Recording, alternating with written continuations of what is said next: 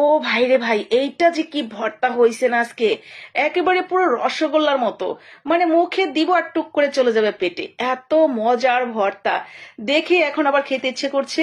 গরম গরম ভাত দিয়ে ভর্তাটা বানিয়েই খেতে বসে গেছিলাম। আলহামদুলিল্লাহ, মাশাল্লাহ, যেমন খেতে ইচ্ছে করেছিল তেমনই কিন্তু তৃপ্তি করে খেয়েও নিয়েছি।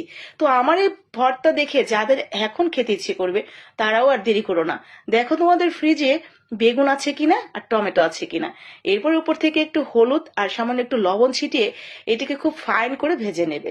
অল্প একটু তেল দিয়েই ভাজা হয়ে যাবে, খুব বেশি কিন্তু তেল লাগবে না। সামান্য একটু তেল দিয়ে ঠিক এইরকম করে সুন্দর করে ভেজে নেবে। দেখো ভাজা হয়ে গেছে।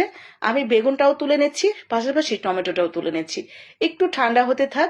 ঠান্ডা হতে হতে আমরা এখন এই তেলের মধ্যেই কয়েকটা শুকনো মরিচ ভেজে নিচ্ছি। যতটা আমি ঝাল খাবো সে অনুসারে শুকনো মরিচ অ্যাড করে দিয়েছি।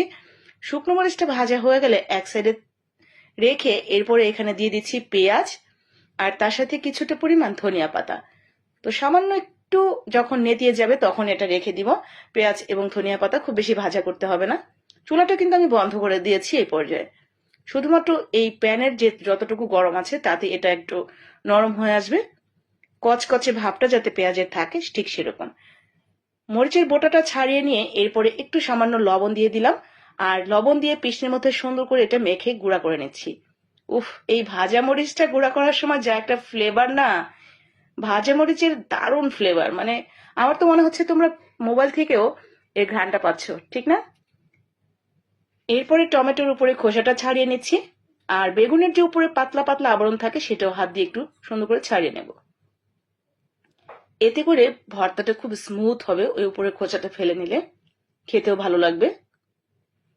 তো এরপরে জাস্ট এটা আমরা হাত দিয়ে চটকে ওই মরিচের সাথে মিশিয়ে নিব, এবং ওই যে পেঁয়াজ এবং ধনিয়া পাতাটা হালকা ভেজে নিলাম সেটাও এখানে অ্যাড করে দিব। এখানে আর এক্সট্রা করে তেল দেওয়ার দরকার নেই, কারণ বেগুনটা ভাজার সময় বেগুন কিন্তু যথেষ্ট পরিমাণ তেল টেনে নিয়েছে। তো সেই তেলেই এটা খুব ভালো একটা স্বাদ এসে যাবে। তো এই তো দেখতেই পাচ্ছ, ভর্তা বানানো শেষ করেই না আমি ওই পিসনির মধ্যে ভাত নিয়ে খেতে বসে গিয়েছি। এত মজার এই ভর্তাটা, এটা বানিয়ে তুমি নিজেকে ধরেই রাখতে পারবে না, সাথে সাথেই খাওয়া যায়। তো দেরি কেন? ভালো লাগলে বানিয়ে ফেলো, লাইক কমেন্ট শেয়ার করে দিও।